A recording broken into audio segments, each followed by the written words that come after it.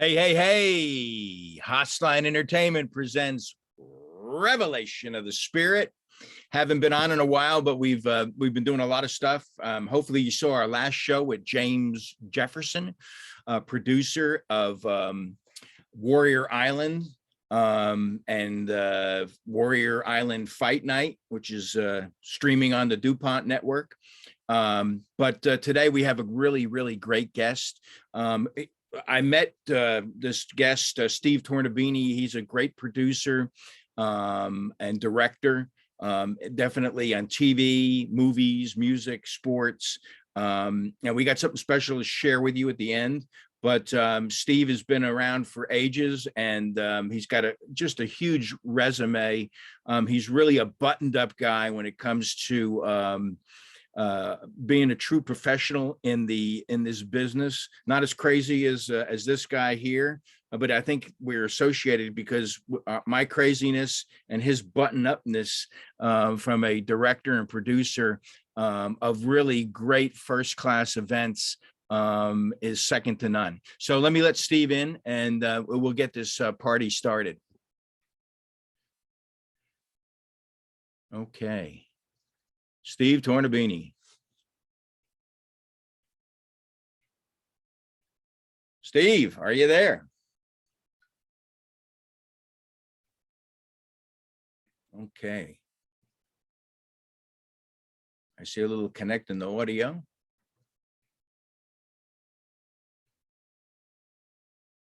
Steve-O.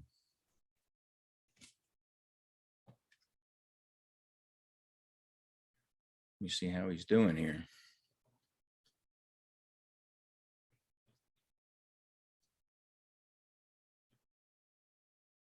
Let me just give him a little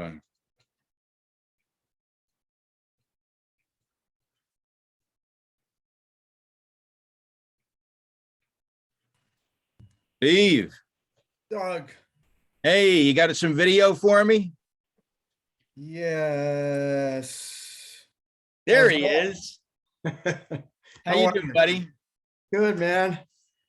I gave you a first-class introduction, so I hope your ears were burning. I know you haven't been on here, but I know your nephew has, so he's definitely familiar with my crazy licensing office here. So I know this is going to be a little insightful for you, but thanks for coming on. I told our audience that we can kind of reminisce here on how you and I met, but we have some exciting news to hopefully share with them at the end of the program.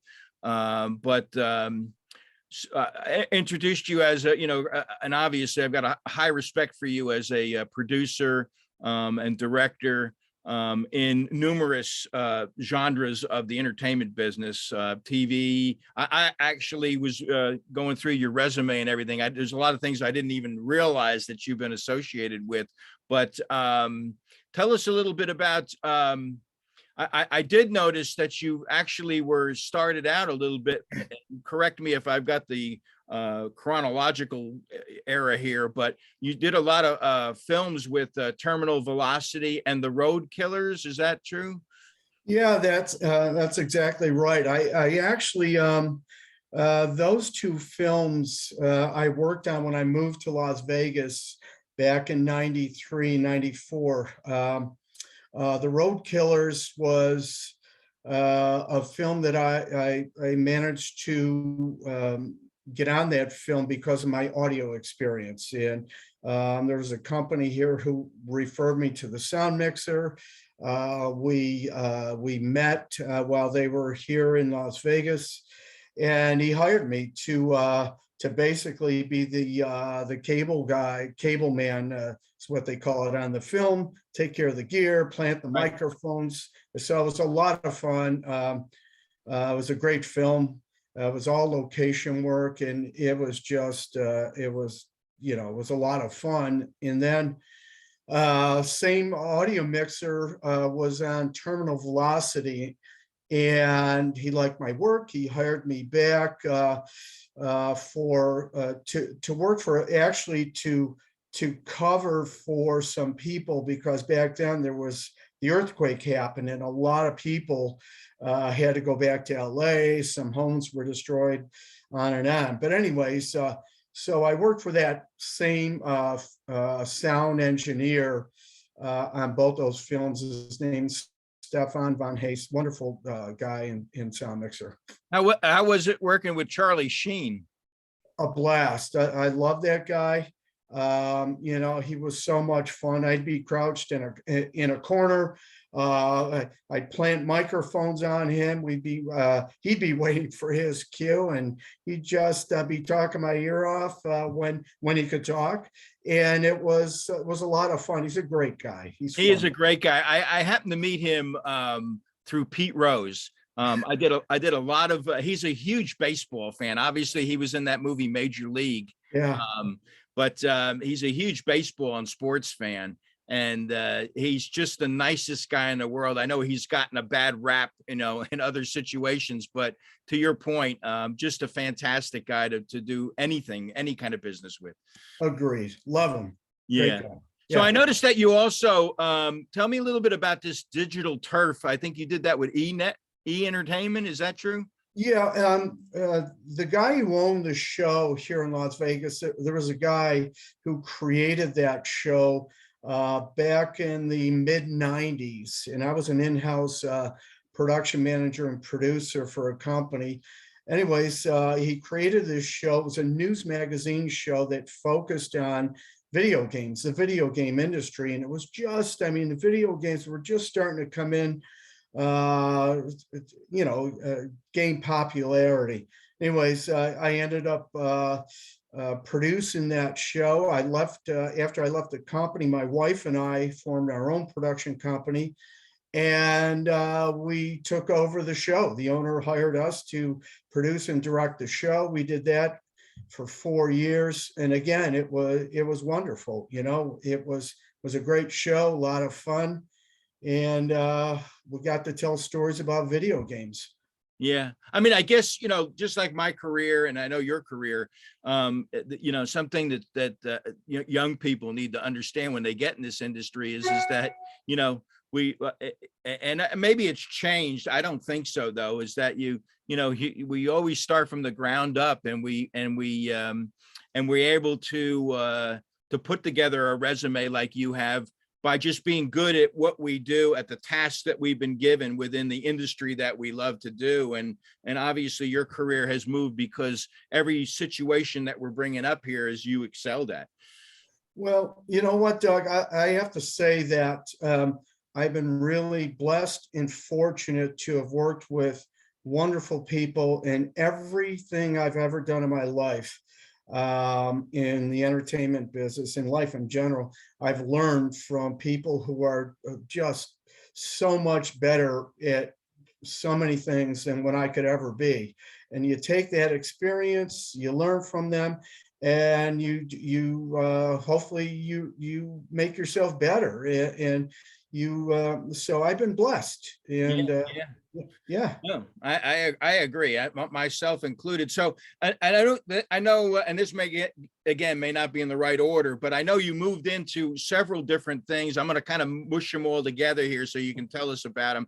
But I know that you were with the UFC, and I know that you also were with the IFL, the International Fight League and Ultimate Fighting Championship. And then I know you also did some stuff on HDNet with some fights, and I also, something I really enjoyed, a league I love, the XFL, but I hate to put everything in one little bundle there, but you kind of moved into this sports thing and really found a home there.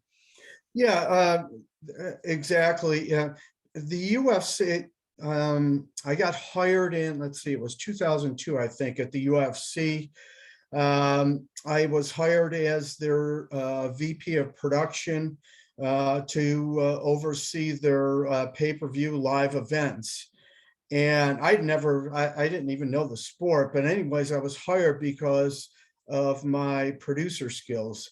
And so I went in there, and the first thing I did was I went to an MMA event to see what the sport was all about.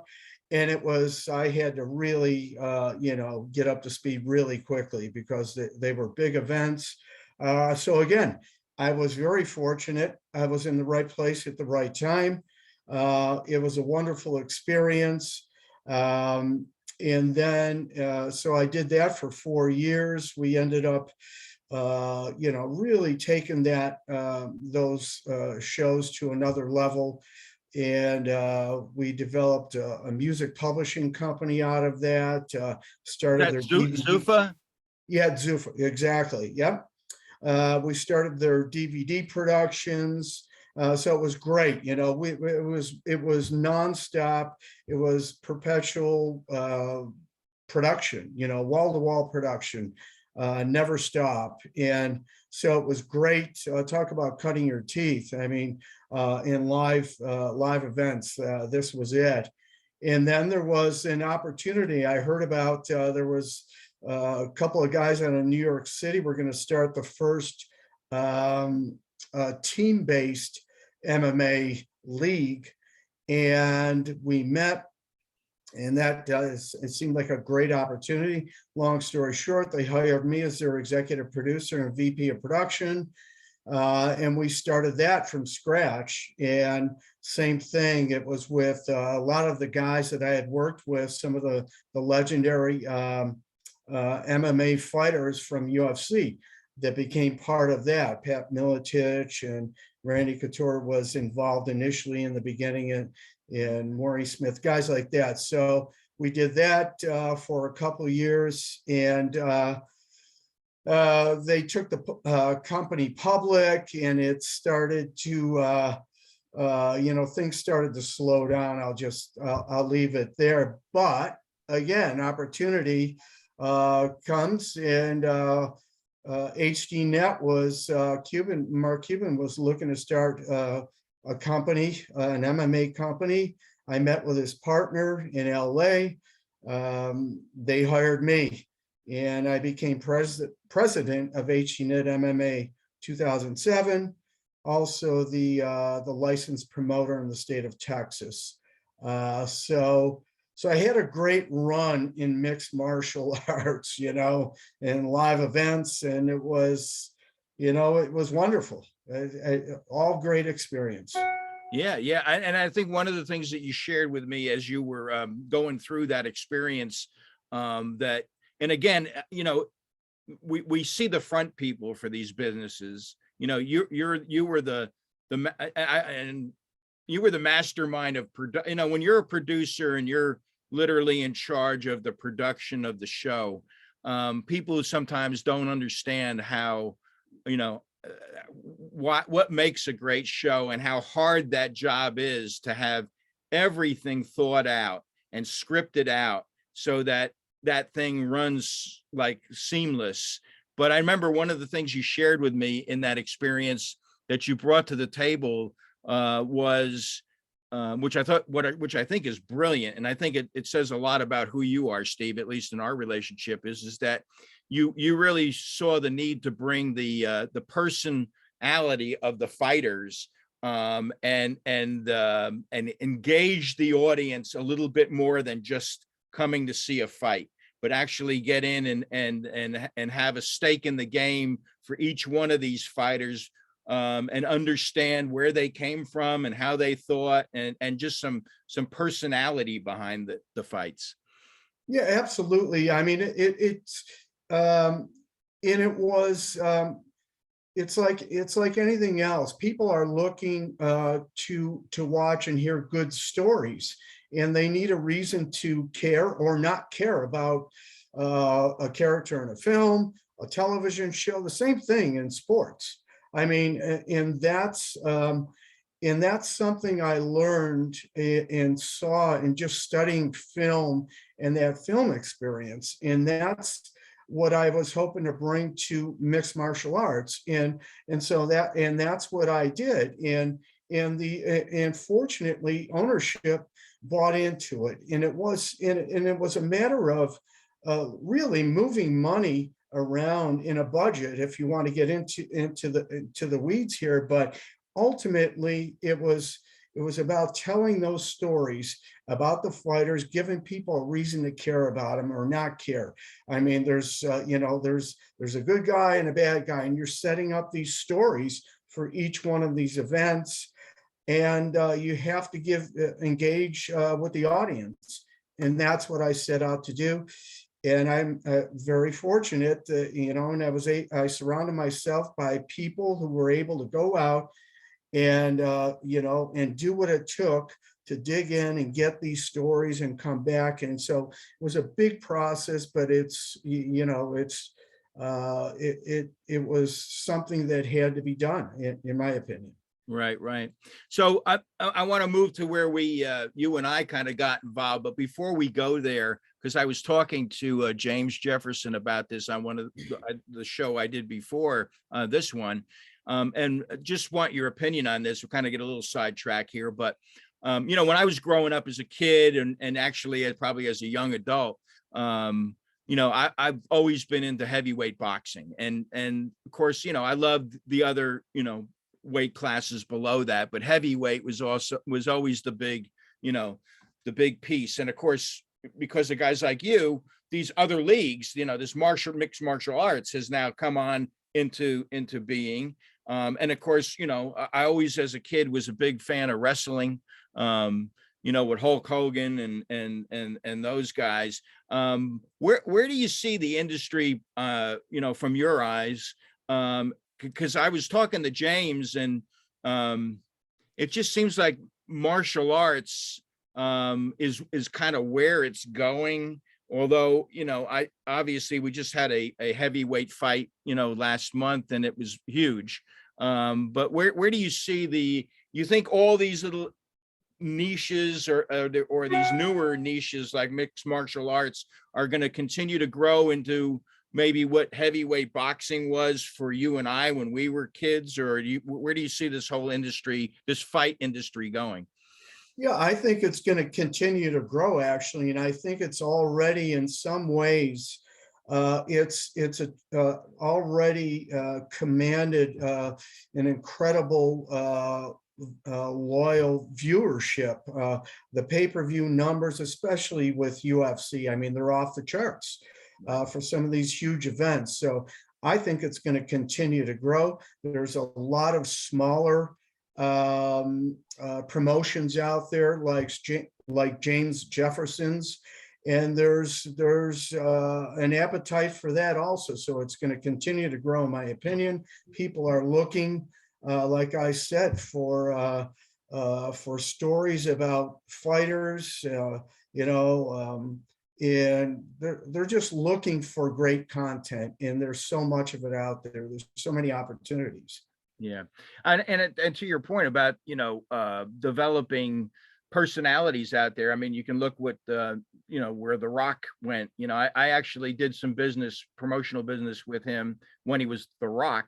And of course, now we know Dwayne is probably the most popular movie star around. I used to do a lot of work with Marvel and the superheroes thing. And, there's a natural progression of these athletes in the fight leagues to move into these superhero action movies. So, yeah, it's really interesting. And I think, the storytelling you were trying to bring in those leagues is probably a lot of the reason why that path has been created for those guys who move from sports into the acting.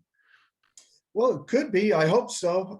But it's, but again, guys like Randy Couture, he's right now in Europe filming Expendables 4. Right. I mean, good friend, great guy, one of the greatest guys you'll ever know. It was a natural, it was just a natural for him, and no pun intended. He's known as a natural. But anyways, I mean, it's a natural step for these guys to step right into the film and the storytelling part of it. Yes, for sure. So we met through James Jefferson with Global Proving Grounds, and James's product.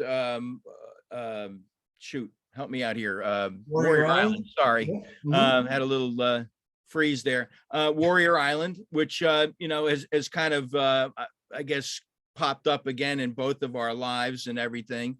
And we were able, you and I were able to meet, even though that kind of didn't get off the ground for me, I guess, or for you, but we were able to meet in Las Vegas at the licensing show for the first time. And in fact, I think we every time ever since then, and when I'm in Vegas, I reach out to you and we break, you know, a cup of coffee or go walk the show a little bit and you know, talk about stuff. And we haven't really done anything together, but but that was kind of the start of you know, our relationship. And I've enjoyed, you know, those times that we've been together. I know that we also have a connection spiritually together. So we, you know, through our years of talking and trying to figure things out and everything, I'm glad that we were able to go through the global proving grounds experience. And again, we're still attached to Wounded Warrior, but that's kind of how, so my audience knows how Steve and I got together. Any comments about at least up to that point and how we met? Yeah, well, I'd say I miss you coming to town for the licensing show. Yeah, I mean, COVID, yeah, I mean, I enjoyed every minute that we had. And you know, it's always a lot of fun. It's always interesting. It's always a learning experience. I miss it. yeah. However, I'm convinced that you and I are on the cusp of doing something together. Finally, I mean, I think everything we've done, everything we've talked about has brought, it was for a reason and has gotten us to a point now where we're about ready to do something together. So. Yeah, and I want to bring up one other thing I think that you and I were involved in, and I still think it's a great idea. But Steve, we had a gentleman named Steve Cotter, right? And we were trying to bring a health show, a fitness video and show to a retailer where we could not only help their consumers be more health minded, but also we could pitch health minded products. And I still think, Steve, that was a great, and we did a lot of work. We did a lot of work together and took that to a couple retailers. It didn't get off the ground, but as you know, in this business, and I think you'll agree with me that particularly the movie business or the concept business of getting an IP to a movie or to a TV show, sometimes it takes 4 or 5 to 10 years to get minds like yourself and me together to sit here and bring something to fruition. Yeah, absolutely, Doug. I mean, yeah, I loved that whole concept. The good news is that we know how to do it, and I'd like to do it again. I think that you and I could go ahead and put that together again. And you know, it's like it was another great learning experience. It takes time, like you said. I've been working on film projects for years now, looking so yes, it takes time, but we know how to do it, and I think we should go ahead and do it. I think you're right. I think you're right. And so I think we can share with our audiences that Steve and I are about to embark on a project together that we think is again bringing the best of what he and I do. I think hopefully from our conversation here, you realize that both of us have a high respect for each other. And we kind of stay at the thing I love about Steve and I is we cheer each other on in what we do, but we stay out of each other's kind of sandbox, because we know I really have no idea what Steve does, except to know that he does it extremely, extremely well. And I guess Steve puts up with my craziness and my marketing stuff, but we are about to create a streaming service after you and I have been bantering it about for the last maybe 6 to 8 months, called Pop Creature, that we're going to try to launch here in the near future. Any thoughts about announcing that today, Steve, and where we're heading? Well, you just announced it. That's great. I'm I'm glad that you're my partner because I mean, I look at the hat you're wearing, I look at everything behind you, and I'm blessed to have you as my partner because what you do, I have no idea how to accomplish that. And that's the big piece of the puzzle, you know. Putting together the network is one thing, but branding it and getting it out there and securing the viewership we're going to need uh, is going to be the big piece of this. So I'm excited. I think we both have our own skill sets, like you just said, that we bring to the table, and I'm convinced we're gonna succeed in making this happen. And I know Steve's probably a little scared because when he first met me, I was in a suit. I had the short hair, business haircut, and now because I guess of my music roots and everything, and COVID and everything else, I've gone back to the 70s, Steve. But the same intensity, the same passion for I think heading in the direction that we're going to be heading. But the streaming service will. We're still working out a few things there, and obviously we're going to be doing a funding piece for people in my audience here to help be a part of. We're looking for partners, and we're looking for good people with good content. And we at first, Steve and I have decided we're probably going to have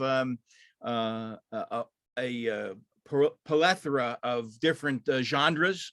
But again, knowing Steve's love for this business and knowing quality stuff that we're going to have on the streaming network, we want to definitely be different. We want an interactive audience with with our streaming network. And we want to create a community of people that think and act and enjoy entertainment the way I think Steve and I have put our relationship together. So I'm pretty excited about it, Steve. Doug, I'm excited too. Can't wait. As a matter of fact, after this show, I'm hoping we're going to get on the phone and We are. and move the ball further down the field. We are. Steve, I appreciate you taking some time today to chat with me. I always like to leave the young folks that do listen to the show, something that they can grasp. I mean, they've heard about your amazing career here in a very short period of time, not too specific, but there's a lot of young people that want to get into this business and that have the same passion that you and I had as when we were a little bit younger, and the same passion that's brought us together, and we still have. But is there any words of advice to young people that you can give from your seat and from your vision on how your resume has progressed? Yeah, absolutely. There's a couple of things. First off, I would, if you love film, I would study films. Study your favorite films. They're all based on stories. I mean, you're telling stories. It doesn't matter what you're doing in entertainment. So look for the stories. Look how they're told. And if you want to get into producing or anything, actually, surround yourself by people that are at the top of their game. If because you learn from them so quickly, but you learn. It's all a learning experience. But just study whatever it is that you're passionate about. Really dig into it. And just keep going. Don't stop. Don't let anybody tell you otherwise. Yeah. No, I think that's one of your great attributes, Steve. Is I think you're everything that you and I have ever chatted about. You've been very humble to make the best and see the best in everything. And I think that's so important. So once again, Steve, thanks so much for taking the time. We will be chatting in a few minutes, but thank you again. And to my audience, don't forget. Share this with people and on your social media networks, and and give us a like if you like it. And if you got anything you didn't like, please let us know. And once again, Steve, thanks again. Thanks for having me, Doug. Bye-bye.